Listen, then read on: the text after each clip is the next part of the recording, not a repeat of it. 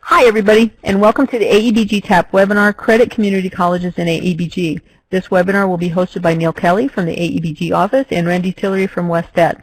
We also have some other presenters, and I'm not sure they're all here yet. Todd Hoig and Javier Romero from the California Community Colleges Chancellor's Office, and sharing practitioners.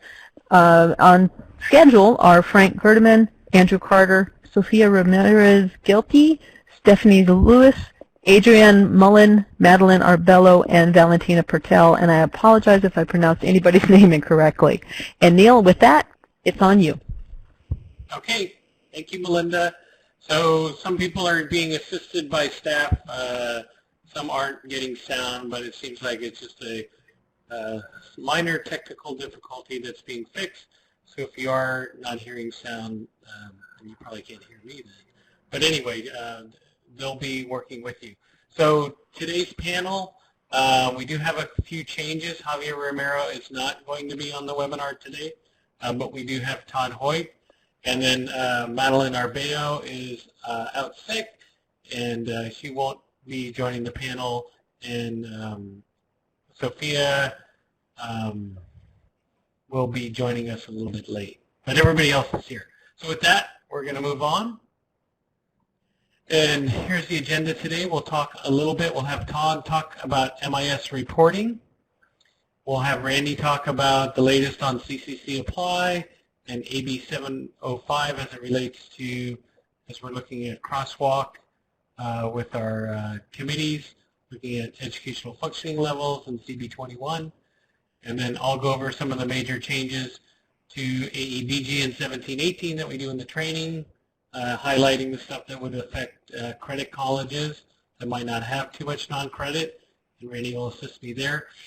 And then we'll turn it over to the practitioners, and we'll talk about credit colleges, their approach to AEBG, some practices with promises, some future possibilities, and then open it up for questions.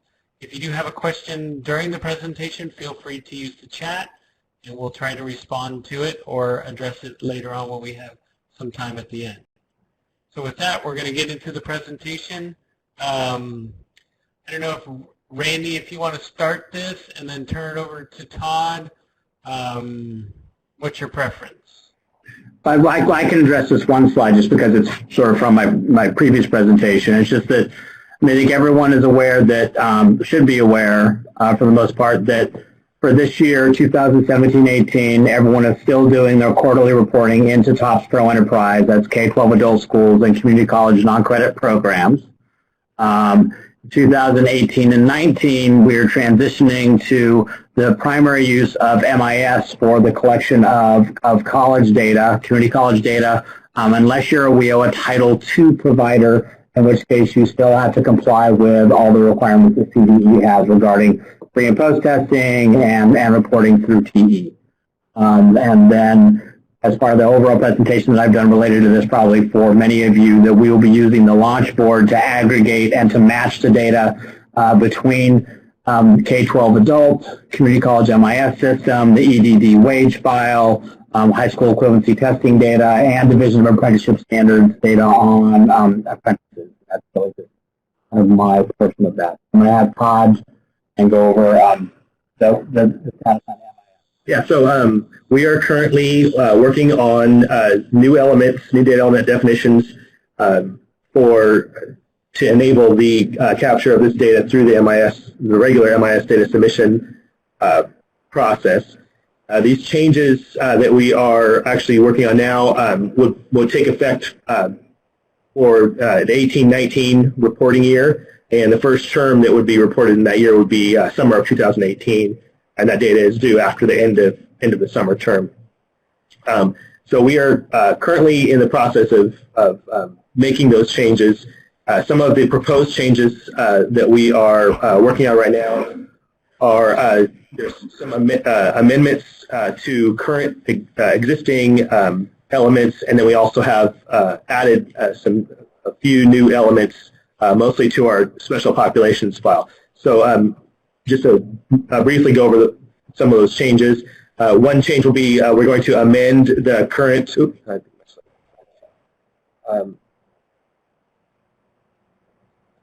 We're going to be amending the current SB 23 element that's in the student basic file, and that's the student apprenticeship status, and that's going to be just adding another valid response in that element.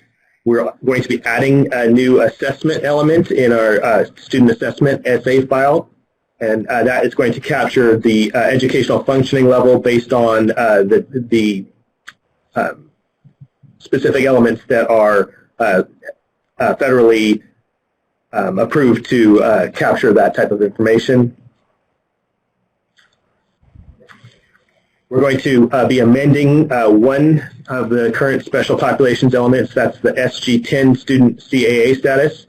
And we're going to be just adding another valid response in that element to capture IETs along with CAA students. And then we're going to be adding several new special populations elements. And those will include elements to capture various different student populations, such as economically disadvantaged students, ex-offenders, homeless students, long-term unemployed students, students with cultural barriers to employment, seasonal farm workers. So all of those elements will be captured, and those will be based on the status of the student at the time where they're entering the program. We'll also be adding an element to capture student literacy status, and also another element to capture work-based learning students. So as I said, these changes we're currently working on finalizing the definitions for those, and once those are final and ready to be released, we will be sending out a memo to the field with that will cover the changes and also include the actual definitions for those elements.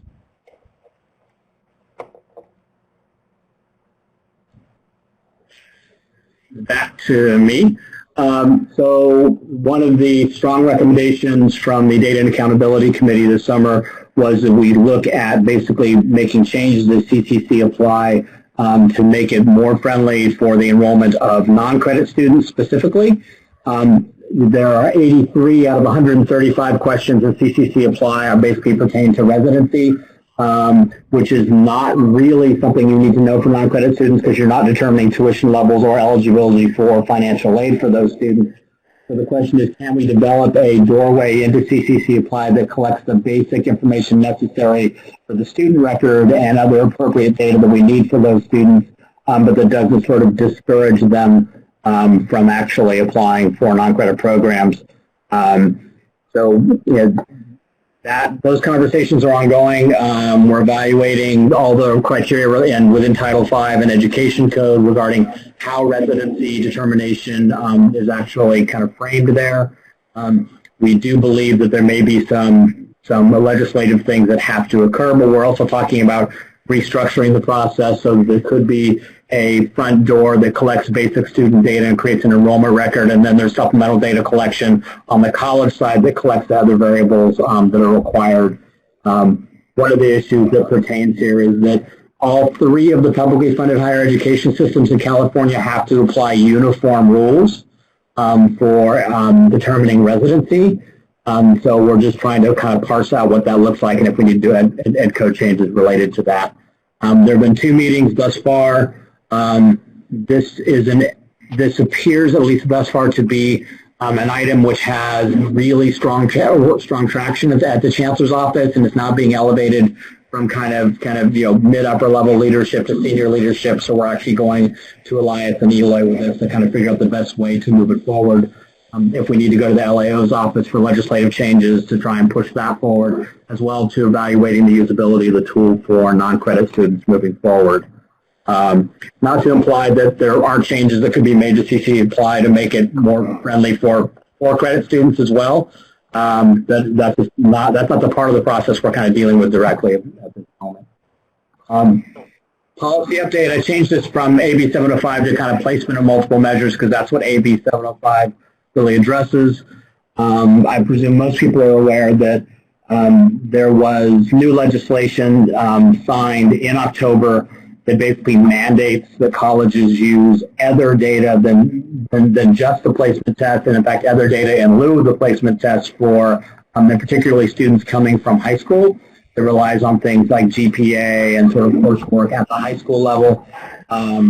That directly impacts this crosswalk we have been doing. And so one of the recommendations of the Data and Accountability Committee last summer was that we do a crosswalk of the NRS educational functioning levels to the CB21 levels below transfer that we use to classify all basic skills and ESL courses for both credit and non-credit in California, as a way to, on the one hand, allow students to use CB21 level completion as a way to report a measurable skills gain, to actually kind of strengthen conversations about student placement into college courses for students coming from adult education, and to inform local multiple measures conversations. AB 75 will definitely impact that because it has requirements that are very clearly aligned to students matriculating out of high school within a couple years, but that will apply differently to adult ed. I think the way in which, Lisa, we're recommending that adult ed practitioners look at is use this as an opportunity to deepen discussions around what multiple measures looks like for adult education, because clearly it's going to use criteria that are different than, say, high school transcripts, because a large number of adult education students either will not be able to get transcripts or the data almost isn't relevant, partly because it was so long ago in many cases. So they were evaluating with AEBG leadership how to move that forward. There's a Data and Accountability Committee meeting next week on Tuesday. We're actually going to be taking a further discussion relative to that. The Chancellor's Office has not issued any official policy kind of decision, like recommendations related to AB 705. They're kind of really evaluating internally how best to move that forward. There is some sense that the kinds of curriculum and leveling processes we've had in adult education should be something that actually informs this the rollout of AB 705, and we'll just have to see really how that happens really over time. And Neil, I think that's all of our pieces. I'm going to whip through the rest of these slides just because they're kind of overview and just point out where it connects with credit, and then we'll move into our practitioner. So thank you, Todd, and thank you, Randy. We'd ask you to stick around just in case we get questions or you want to engage in the conversation. Okay, so as you know, we had a publication measuring our success that came out this summer, and some of the highlights. You know, the field team approach, if you wanted to go on our website, you can take a look at all the issue papers, the bios of the 35 people that participated, the compressed time frame that we did to get to these policy changes. And one of the most important policy changes was shifting on adult ed block grant to community college non-credit in the community colleges. So that was a big change, and that's starting in 17-18. And so when we report on students in the community college for adult education block grant, it will only focus on those students enrolled in non-credit programming or students transitioning, you know, to transfer-ready or degree-applicable courses. We will be having a supplemental report that will look at students that are in credit that are maybe being served in the old days under AEBG, or students that are less than 12 hours. But moving along, another big thing is use of TOPS Pro Enterprise for this year, 17-18, and as Todd said, we're moving over the colleges in 18-19 to MIS using your current process. But that takes some time, and Chancellor's Office will release, I think next month, a technical detailed memo about what those changes are. Todd went over a few of them, so you should be getting that soon and working through that in this year. So anticipating the summer of 18-19 that we'll be reporting and collecting that data from the colleges starting then in the area of non-credit. So another slide we wanted to make sure, policy changes, the difference between a reportable individual and a program participant that's using the federal definition. So it's one or more contact hours of instruction or participation, and so that could be getting counseling services, taking an assessment, any type of service, or if you're enrolling in an instructional program, versus the 12 hours or more, which would be something of contact hours of instruction in those major program areas. We will be looking at those students less than 12 hours, what's happening to them, if they're getting certificates, if you're a skill builder and getting a job and those kind of things. So we are still looking and analyzing that data to see if there's policy changes that need to be made outside of this federal definition of population. So more to follow on that one, but that came out in that report. You can look at measuring our success for more details on this topic. Here's just kind of a big picture overview of some of our, or the outcomes that we're tracking. If you look under literacy skill gains, there's a whole bunch of things that we put in there, some new ones for CTE, like occupational skill gains, workforce preparation.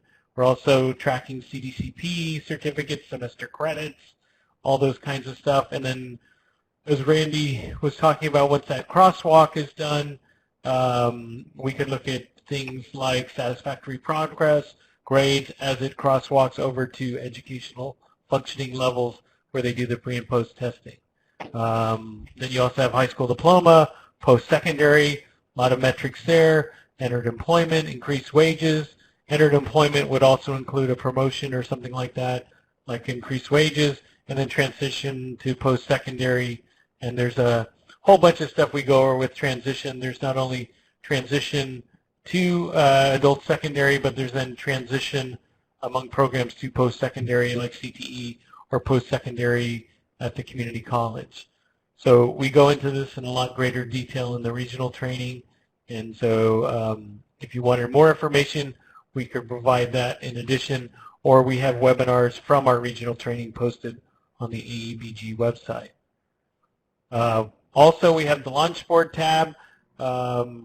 Randy went over this in greater detail this morning with the institutional researchers, but this is an adult education tab, as we'll be combining the information from TOPS Pro Enterprise and the information from EDD's base wage file, as well as information from CDE on the vendors that do high school equivalency, so GED, TASC, HiSET.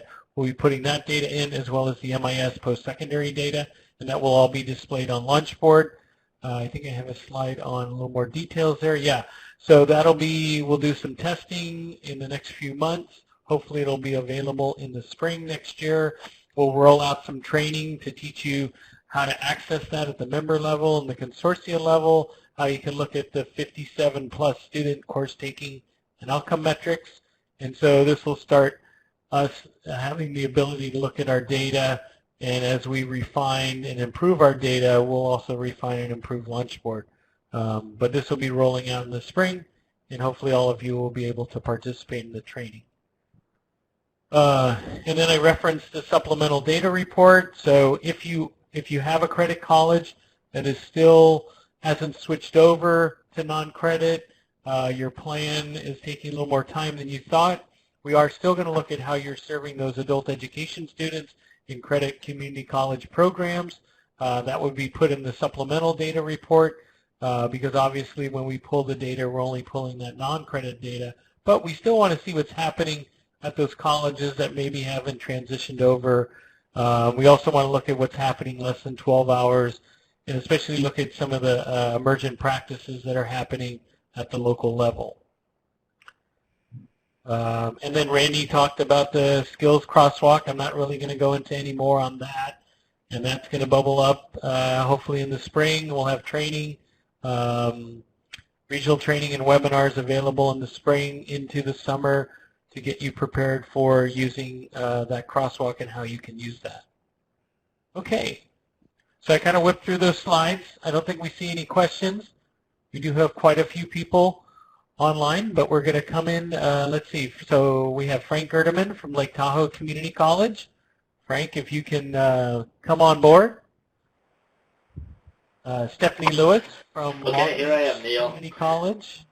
She's also, Frank and Stephanie are also consortia leads. We have Andrew Carter from College of the Sequoias. We have Adriana Mullen from Los Angeles Community College. I'm not sure if we picked up Sophia, if she was having some technical difficulties getting to the phone. We also have Valentina Pertel from North Orange Community College. And Valentina's on the line.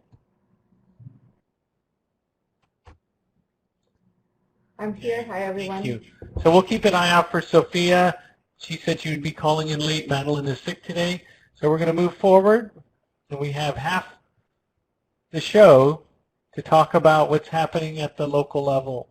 And so I would just emphasize that Lake Tahoe, Long Beach, Sequoias, and in some of the colleges in Los Angeles are credit heavy.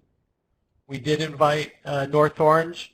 They're a huge non-credit program, just to add some balance, between how is a non-credit college approach this versus a credit, so you can see the difference and see the things that they're working through.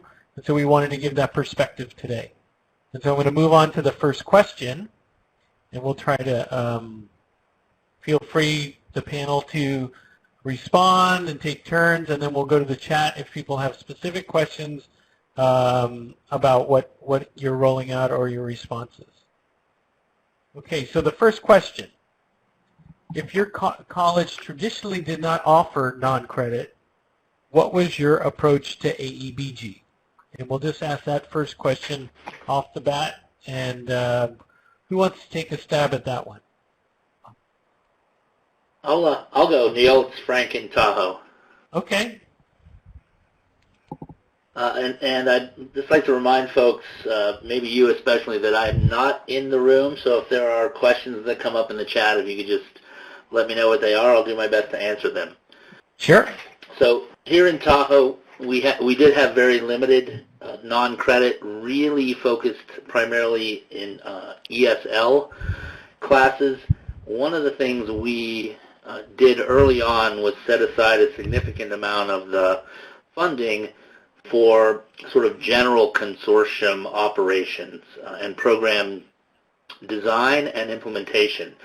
So we've really used AEBG funding and staffing to incubate and pilot new programs while we refine and tweak the curriculum and then shepherd it through the approval process. So rather than begin the approval process, wait for that to finish before we offer something, we're offering it under the umbrella of the consortium, or advance in our case, while the process is happening at the same time. That approval process is going forward.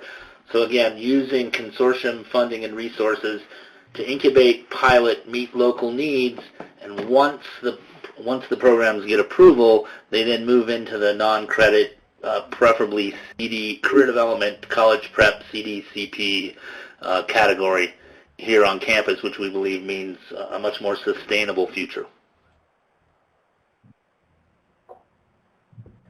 And I would like to add, this is Valentina, just to agree with Frank and support his notion of using AEBG funds to incubate and pilot new programs. Even though at North Orange Continuing Education we have very well established non-credit programs, there are always new ways we're looking into serving our students. And we have used AEBG funds to pilot IBES sections in some of our CGE courses, as well as new parenting modules that help students succeed at school.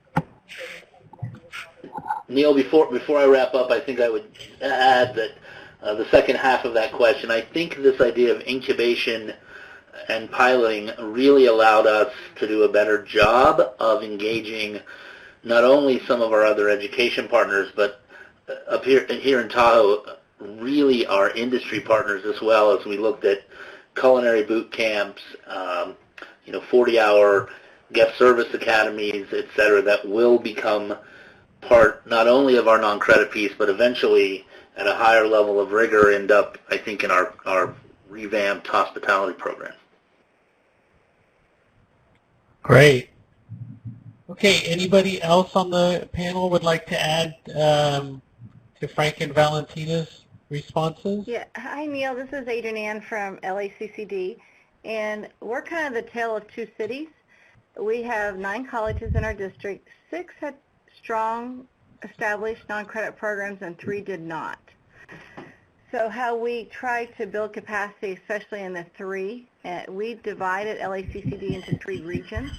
to serve our adult education population. So we have the Valley College region, City College, which is our more urban, and then we have the Seaside colleges, which is the south part of our district. So those colleges that did not have strong non-credit programs, one falls in each of those regions. So how we built it was really looking at building non-credit with credit. So offering the colleges that have strong non-credit programs, helping them be mentors to the colleges that didn't have the program, building curriculum, and then partnering non-credit classes with credit. So that way we're able to also create that pathway from non-credit to credit. So it's been positive so far. So all the 3 colleges, I call them our West Side Spine, which is Harbor, West LA, and Pierce College. Their programs are, growing significantly over the past 2 years. Great. And then Andrew or Stephanie, anything in addition to add? Yeah, for Long Beach, they really did not have credit. They got a couple of basic subject primary academic. So what I've been doing is actually having them mirror some of their credit courses, make them in non-credit higher. And Neil, I'm going to interrupt because the sound that person is, I don't know who's on the line right now. We can't hear you. Okay, can you hear me now? Yeah, Stephanie, you need to put the phone up a little closer to your mouth, okay? Some basic adult ed classes that were in their It's very faint. I'm sorry. So what I've been doing with them is actually having them mirror some of their credit courses to make them into non-credit so that we wouldn't have to go through the entire process of rewriting curriculum. Yeah, it's really faint. If you're in the room and you're on the phone, Can you hear me now? that might be part of the problem. So the microphone on the computer would probably be better than the phone. Can you hear me now? That's better. Okay.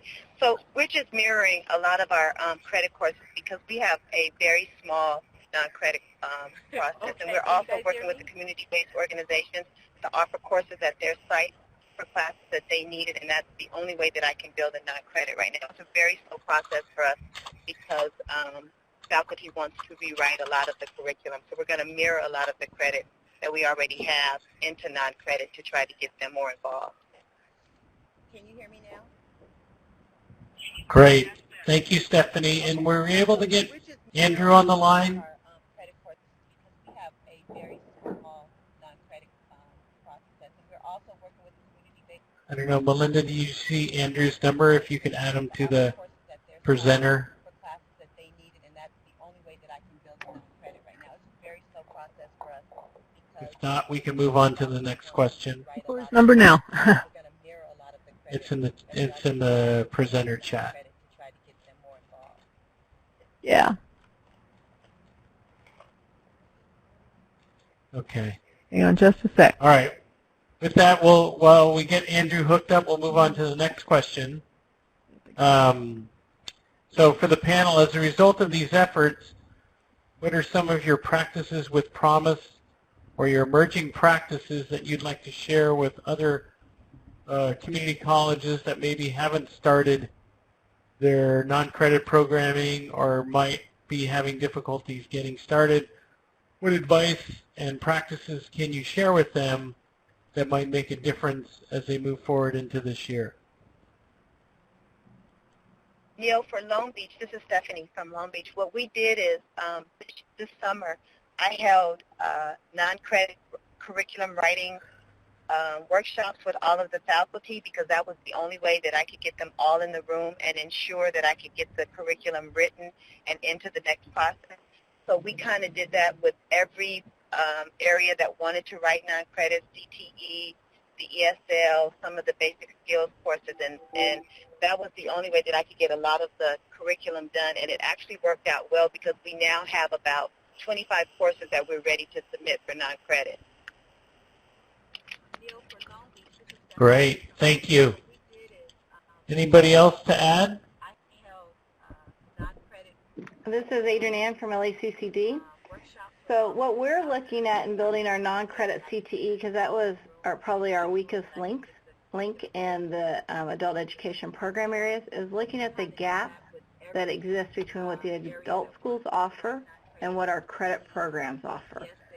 So looking at that gap that exists and building scalable, attainable certificates. Because what we found in our population here, and probably similar other places, is the population dips in and out. So we want to have scalable certificates that lead to either the credit CTE or credit degree. And so that's really been helpful to really identify that gap in CTE. Great, thank you. Anybody else want to share some practices that are emerging or things that you can recommend work very well? So Neil, I think that this is Frank again from Tahoe. I think, my answer to the first question really covered most of our best practices, but I really want to emphasize the value of getting our industry partners engaged at the very beginning of curriculum design and boot camp design in terms of immediate value to our participants. So because we had some of the GMs and some of the HR folks and some of the chefs involved in the culinary boot camp, the certificate that is produced locally has value. Everyone in our network agreed that it would allow for preferential hiring. It would completion would result in sorry, I was being asked if I wanted lunch by one of my well-meaning staff. So would result in increased wages, and it's actually now led to employers paying wages for their staff who are participating in these programs, especially those that we offer during the off seasons. So again, if you invite industry in at the beginning and ask them for their input versus their review, and then deliver on their input, we have found them to be incredible sources of information and really, I think, upped the value for our participants in the community. Great, thank you. I'm just going to give Randy a heads up. I'm going to ask him a question. Okay, Neil, I'm sorry to interrupt. We just got Andrew on the phone. I believe he should be able to talk now. Hello? Can you hear me? Yes. Yes. I can hear you, Andrew. Okay, okay, this is Andrew Carter, College with. All I was going to say is really in terms of a previous slide. Our primary focus here with AEBG money has been with respect to non-credit ESL. So we already had an existing program of non-credit ESL that we've been expanding, particularly off-campus and tying into the adult ed schools in our consortium. Another thing that we specifically added, both with respect to our non-credit here on campus, we added a ESL counselor, so that counselor is working with our non-credit students on campus and is also doing outreach to the adult schools, doing presentations out at adult schools with like. That's been our primary focus to date. We're also looking through our community education program, develop vocational ESL classes being conducted actually at places of employment. So that's been the primary focus for AEBG here at College. Great, thank you, Andrew. I'm going to ask Randy a quick question while the panel gathers their thoughts for the stretch run here. So Randy, when you were running the field teams this summer, and the teams made the decision to move towards non-credit, what was some of the background with the credit colleges, and what were the comments about transitioning to non-credit? How did they see that? And maybe that insight can help some of the credit colleges that are on the line understand the policy decision and why it will make our program even more successful in doing so. So I would actually characterize it not as a move to non-credit in that sense. I think the focus was on having the reporting obligations of the colleges be more focused on non-credit, but we're still actually capturing and reporting on students participating in for-credit programs. So part of the background on this was that in discussions about how do you identify the adult education student in a for-credit program, it was very difficult to make decisions about which students would be for-credit students, and there was not much appetite for thinking about sort of, independent student flagging or anything like that. There are some things that are easier to track in terms of just the denominator of enrollment in non-credit because it's a discrete program category. However, the systems that are set up are going to capture, in terms of the data matching in the launch board, any student transitioning from a K-12 adult school or from a community college non-credit program into a for-credit program. So we will actually have metrics in there for students who then transition to credit, and we'll actually track and capture anything that those students complete on the credit side. So I think in terms of, some of the primary data reporting is really where the impact of saying we're going to focus on credit kind of shifted things.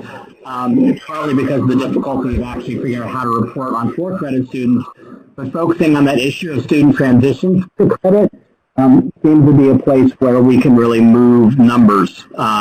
There's also, I think, was some sense of the desire, given the emphasis of the state on really leveraging non-credit as a strategy, some desire to kind of incentivize that. Secondly, one of the big pushbacks on the for-credit side, there's sort of two ways in which this has impacted colleges. I mean, one of which is that you had colleges or districts like my former district, Contra Costa, which had no non-credit programs and had actually invested under the Career Advancement Academy significant effort to build CTE transitional structures that look like integrated education and training that only lived on the for-credit side, and we're like, what, those don't count? So that we did have some of that same reaction. Also, I think there have been colleges who have really struggled and have had to work really hard to bring their for-credit faculty to the table where they didn't have non-credit programs, and that's been a struggle. So we do understand those struggles, but I think we are still capturing that.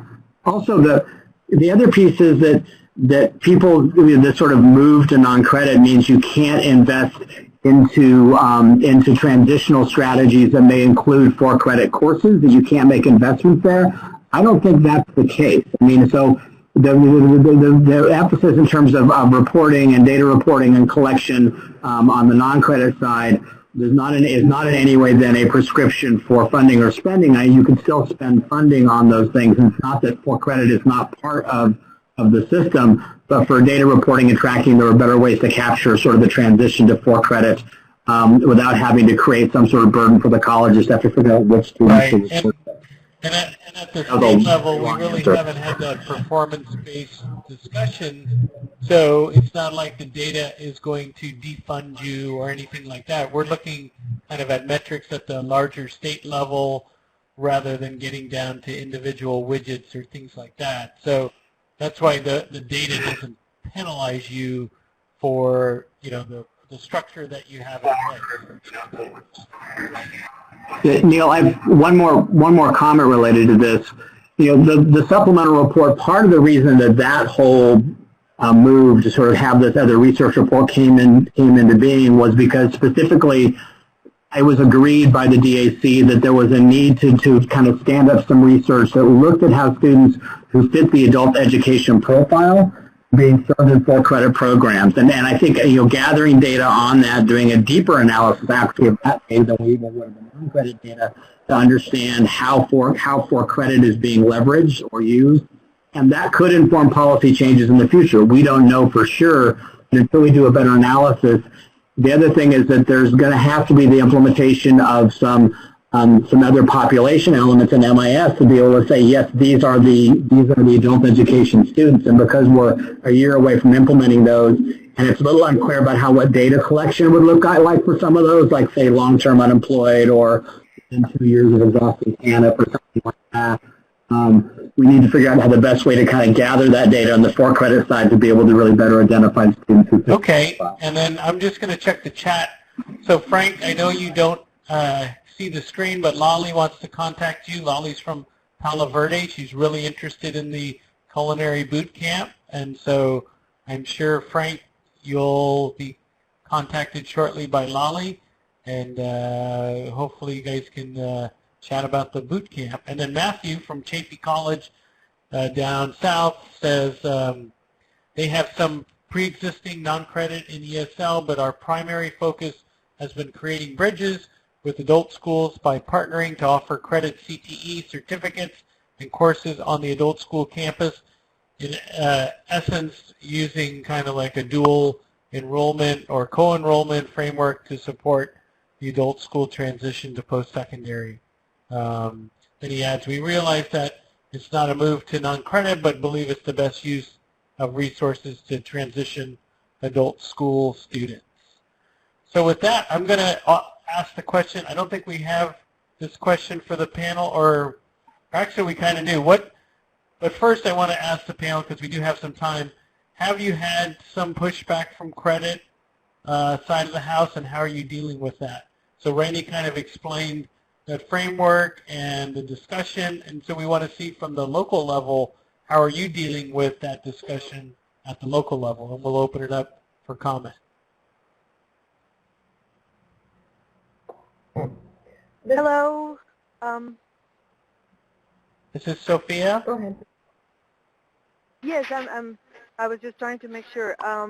Okay, so we do have that conversation going on with regards to credit versus non-credit, and the way we're approaching credit faculty to get them involved and participate is to let them know that we can actually help support credit students be successful by providing supplemental learning, training labs, or anything of that sort, and that by doing that we're actually boosting the enrollment in credit by virtue of helping the students transition from non-credit to credit.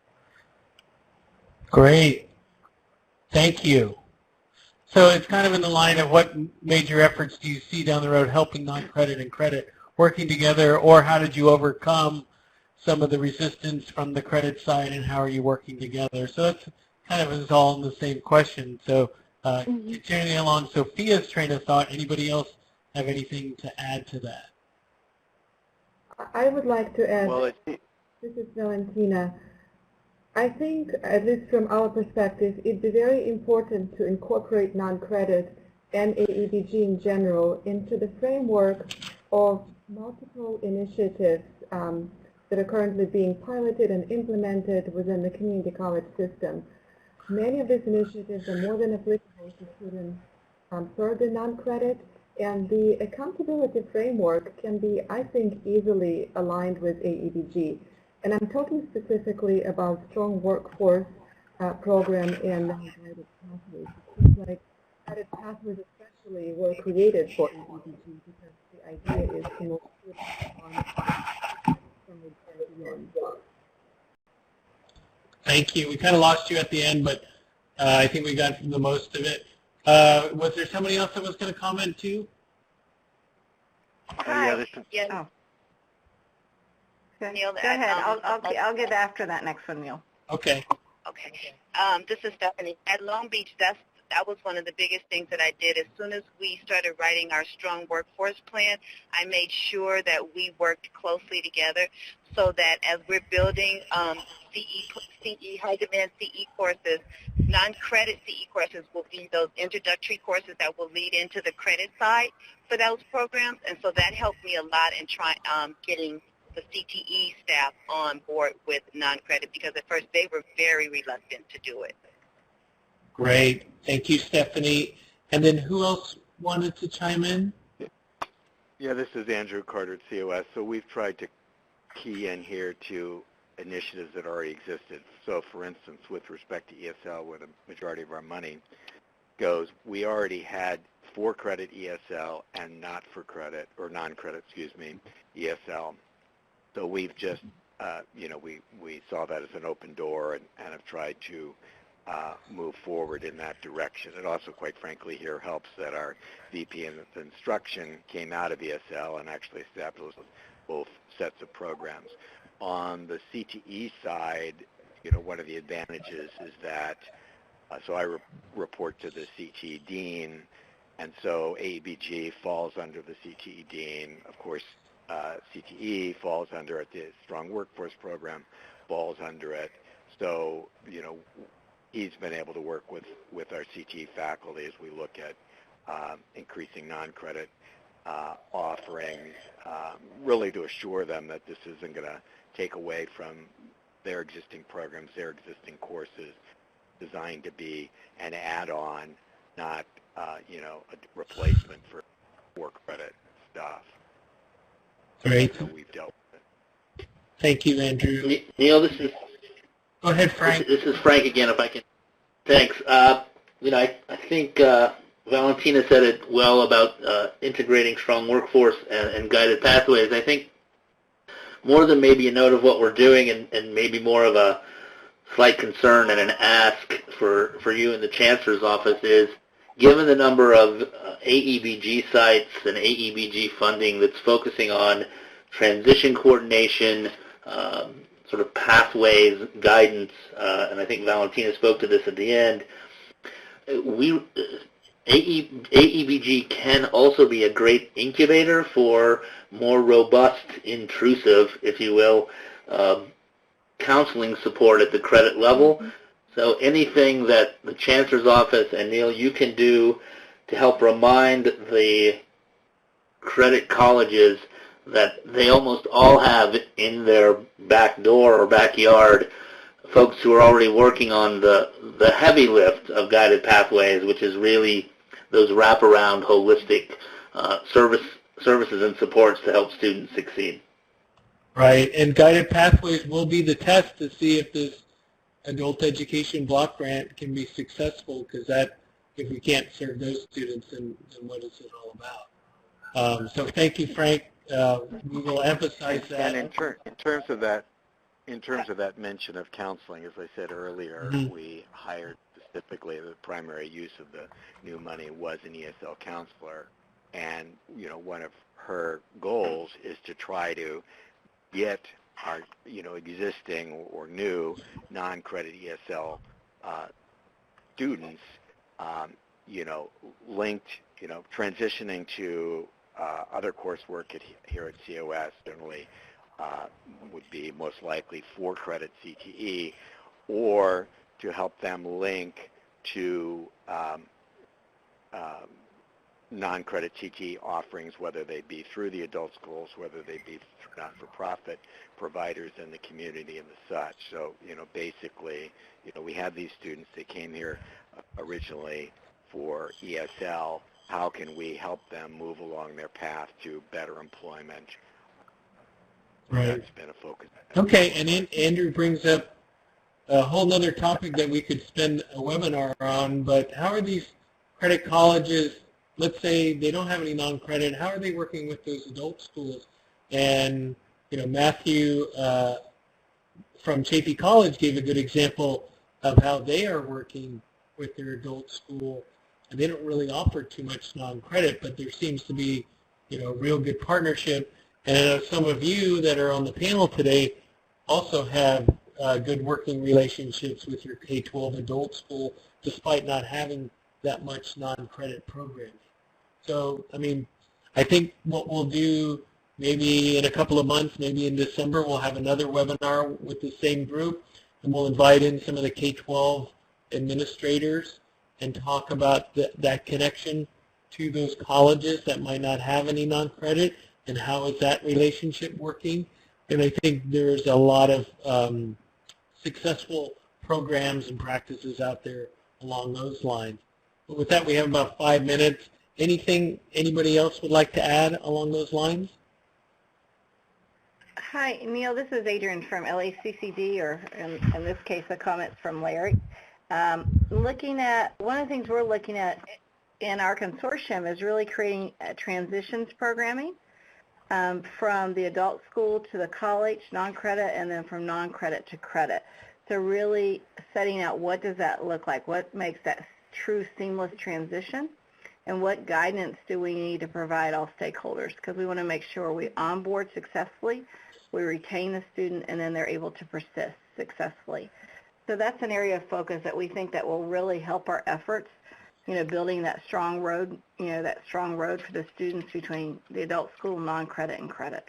So if we did give you more time to plan and strategize that, that would be part of that strategic plan that you would be building down there in LA Adult Ed Regional Consortia, correct?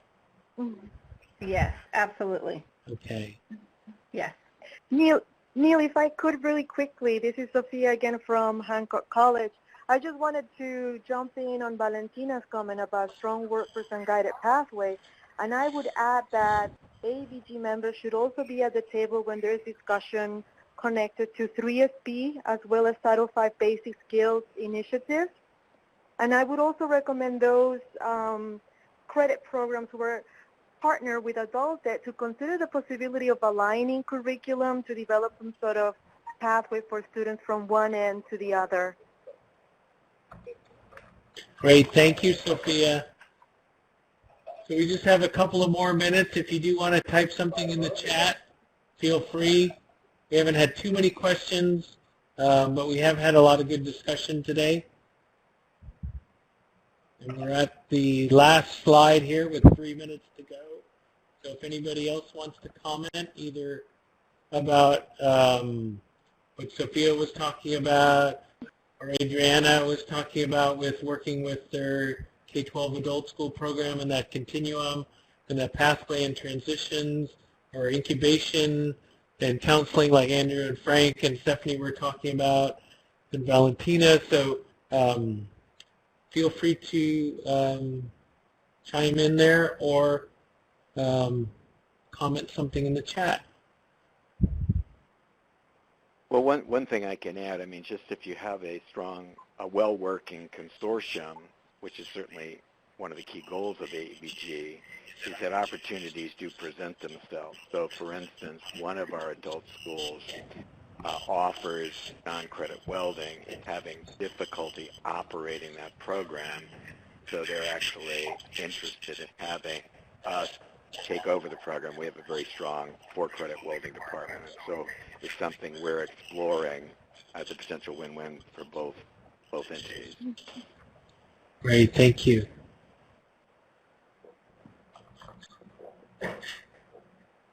So Lolly asked, and I might have missed it, who was the panel member who talked about hosting a summer non-credit course developmental workshop? Was that, who was that? I missed that. That was me. That was me. That was Stephanie? Stephanie. Okay, so Lolly, that's Yeah. Stephanie Lewis from Long Beach Consortia. If you needed to reach out to Stephanie. Yeah, I can't see.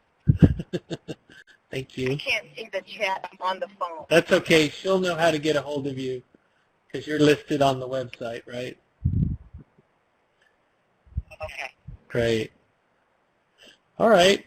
Well, anything else? We'll take a couple of chat questions if there are. I think we've handled most of them. Otherwise, we'll continue to try to do these just like this morning when we did a webinar for institutional researchers. It was so well received. They'd like to see this on an ongoing basis, and so we'll try to touch base with that group as well as this group today. And so, like I said, maybe after the holidays and we get into early December, we could do another one of these and bring in some of the K-12 adult schools to see from their viewpoint how are they working kind of with in those rural areas or in those areas that really don't have too much non-credit programming, but how is that relationship working and how is the credit colleges working through that, and it might be interesting to see some of those successful practices that were highlighted today too, but as well as maybe in those remote areas where you're not going to see too much non-credit programming. But like Randy said, it's still part of AEBG, the credit programming, because of the way our colleges are structured. So you don't want to lose sight of that. So, well, thank you everyone for participating. Thank you for the panel. We had a little technical difficulties, but I think everyone got it figured out, so that's thanks to our technical staff, Melinda, and all the people supporting her. And we appreciate the state level staff and Todd, and then West Ed, Randy Tillery. And so we look forward to having these chats more often and getting more information out to share. And so this will be posted shortly later today if somebody else wanted to listen to this webinar. And we hope to see you soon at the next AEBG webinar, regional training,